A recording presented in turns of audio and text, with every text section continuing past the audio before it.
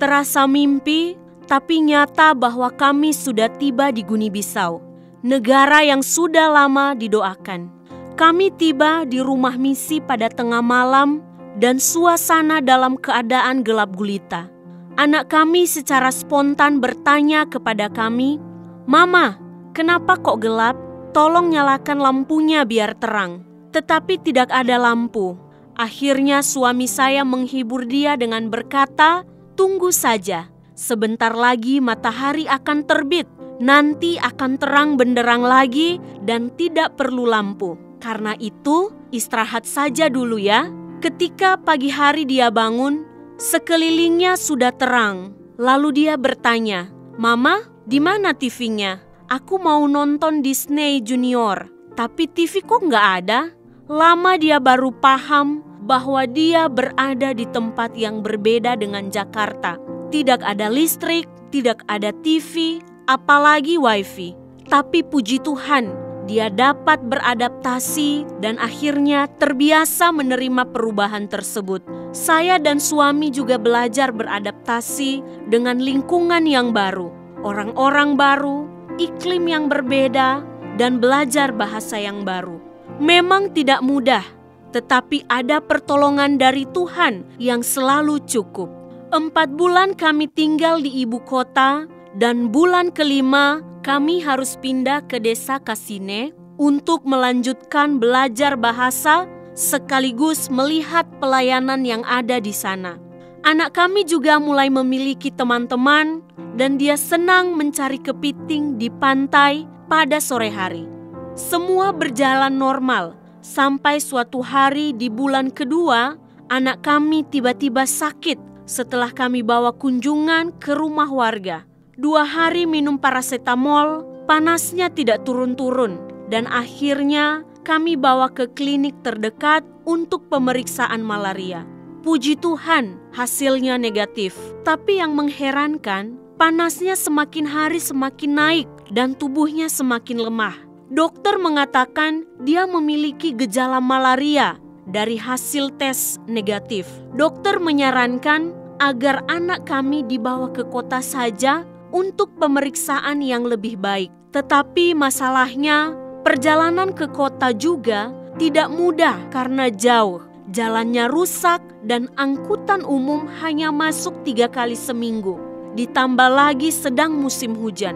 Malam itu kami tidak tidur, hanya untuk menunggu angkutan umum yang akan berangkat ke kota pada jam 11 malam. Perjalanan menjadi sangat berat ketika pada akhirnya angkutan umum yang ditunggu datang. Kami berjalan di dalam kegelapan karena bukan saja tidak ada lampu jalan, namun juga tidak ada cahaya bulan dan bintang sebab hujan sangat deras. Kandongga yang kami tumpangi tidak memiliki lampu yang baik, juga tidak ada jendela penutup sehingga air dengan mudah dapat masuk ke dalam kandongga. Juga kambing yang dimuat di atas kandongga ikut menyumbang air ke dalam.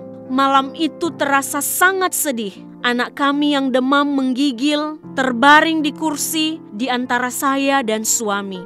Saya melihat ke arah luar yang ada hanya kegelapan. Saya takut. Saya tidak bisa melakukan apa-apa dalam ketakutan saya tersebut selain berserah kepada Tuhan, berdoa dan memuji Tuhan. Puji Tuhan, firman-Nya menguatkan saya. Sehingga malam itu saya pun bisa mengimani sekalipun aku berjalan dalam lembah kekelaman, aku tidak takut bahaya.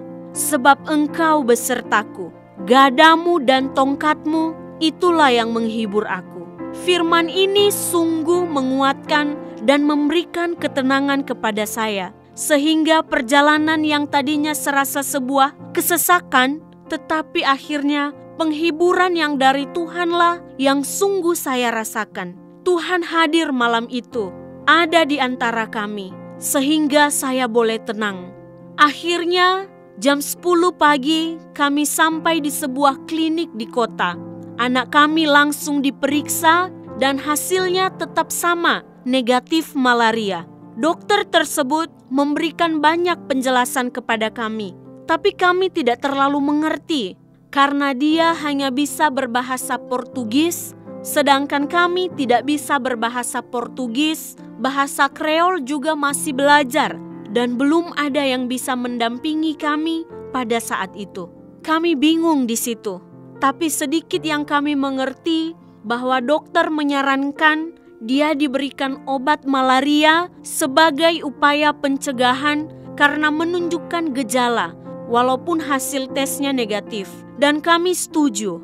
Jadi anak kami harus disuntik sebanyak 10 kali, 2 kali sehari selama 5 hari.